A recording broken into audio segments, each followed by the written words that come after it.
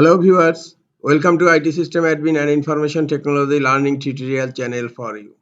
Today in this tutorial I am going to show you how to turn off desktop notifications for Gmail. Sometimes it becomes very important for you, so don't forget to watch full video.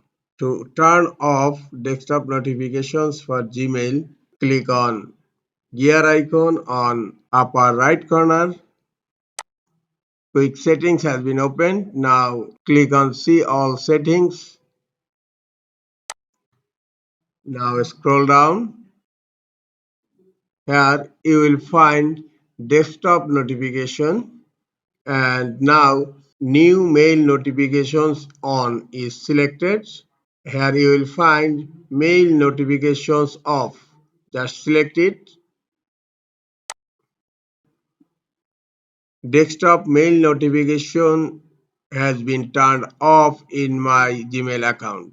This is all for today. Hope this tutorial, and scroll down